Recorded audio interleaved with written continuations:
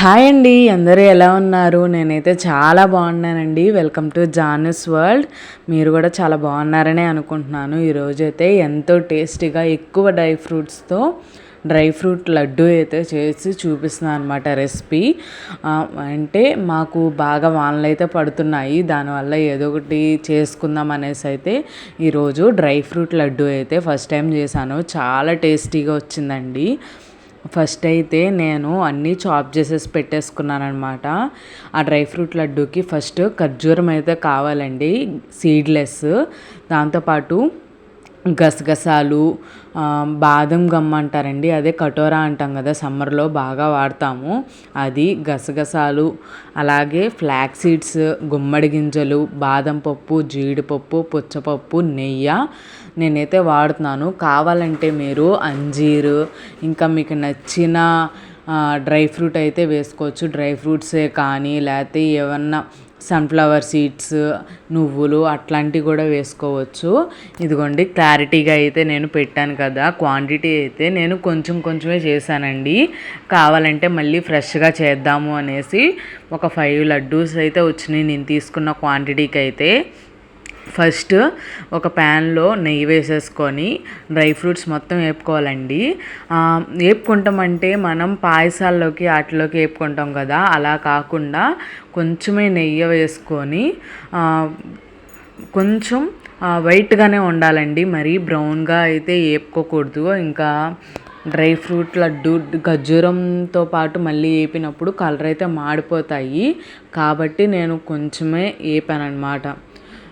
దానికన్నా ముందు ఫస్ట్ నెయ్యి వేసుకున్నాం కదా, దాంట్లో కటోరా ఉంటుంది కదండి, నేను చూపించాను కదా, బాదం గమ్మని మనకి ఆయుర్వేద షాపులో దొరుకుతుంది. మనం ఏదైనా 20 రూపాయలే అని చెప్పి మసాలా దినుసులు అమ్ముతారు కదా, వాళ్ళ దగ్గర కూడా దొరుకుతుంది అనమాట.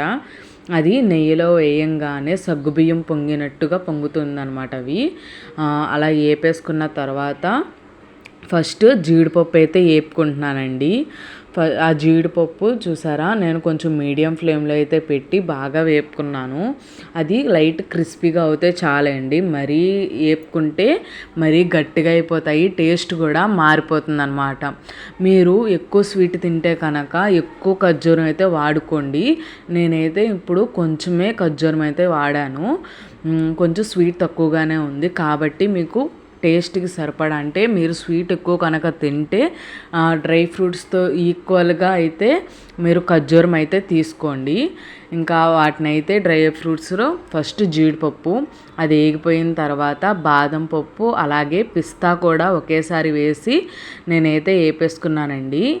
ఇంకా ఎక్స్ట్రా నెయ్యి అయితే ఫస్ట్ వేయక్కర్లేదు, ఫస్ట్ మనం ఒక స్పూన్ వేసాం కదా, ఇవన్నీ వేపుకుంటానికి ఆ ఒక్క స్పూన్ నెయ్యి అయితేనే సరిపోతుంది.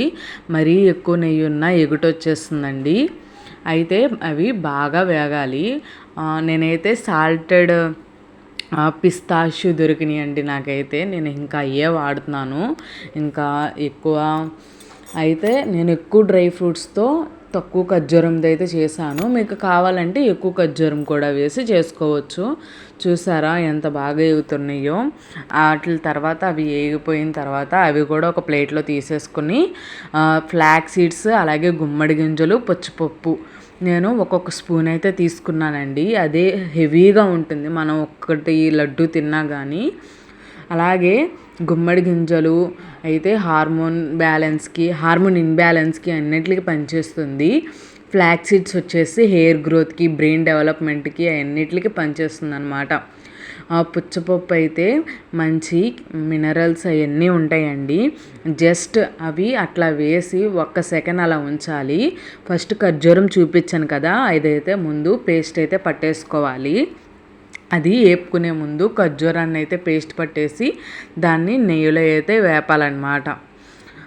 ఇవన్నీ అయిపోయిన తర్వాత కొంచెం నెయ్యి తీసుకొని దాంట్లో గసగసాలు అయితే వేపాలండి. లాస్ట్లో గసగసాలని వేపితే మనకి చిటపటలాడి దాని కలర్ అయితే మారుతుందండి. కాబట్టి అలా రాగానే ఖర్జూరం అనేది వేసేసుకోండి. మామూలుగా అయితే గసగసాలు తీసేసి ఖర్జూరం వేసుకోవచ్చు.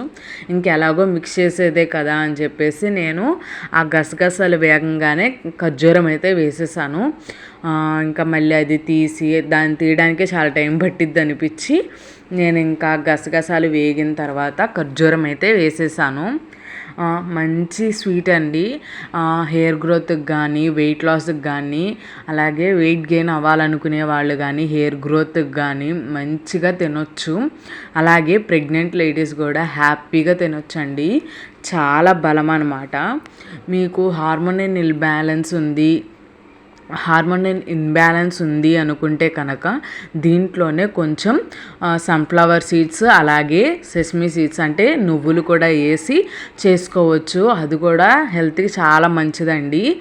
హెయిర్ గ్రోత్ కావాలి అనుకునే వాళ్ళు మాత్రం వాటితో పాటుగా కొంచెం కొబ్బరి కూడా వేసుకోండి. అది కూడా హెయిర్ గ్రోత్కి చాలా బాగా పనిచేస్తుంది. కొంచెం మీడియం ఫ్లేమ్లో పెట్టుకోవాలన్నమాట. ఫస్ట్లో మనం కటోరా అనేది నెయ్యిలో వేయించి పెట్టుకున్నాం కదా, అదైతే పౌడర్లా చేసేసి అదైతే వేసుకోవాలి. లాస్ట్లో ఇది బాగా కలిపిన తర్వాత ఒక పించ్ ఆఫ్ జాజికాయ పొడి అనమాట, ఒక పించ్ అలా వేస్తే టేస్ట్ అయితే చాలా బాగుంటుందండి. జాజికాయ అంటే మనం బిర్యానీ చేసుకునేటప్పుడు వాడతారు కదా జాజికాయ, అదేనండి. ఆ జాజికాయనే కొంచెం పౌడర్ చేసేసి ఫైన్గా ఆ పౌడర్ని అయితే వేసేసుకోవాలి. దాని తర్వాత ఇలాచీ పౌడర్ అనేది వేసానమాట. అది కూడా బాగా మిక్స్ చేసేసుకోవాలి. అది మొత్తం ఖర్జూరానికి అయితే పట్టుకోవాలి. గసగసాలు, ఇలాచీ పొడి, జాజికాయ పొడి అవన్నీ కలిసిన తర్వాత డ్రై ఫ్రూట్స్ కూడా వేసేసి బాగా మిక్స్ చేసుకోవాలండి.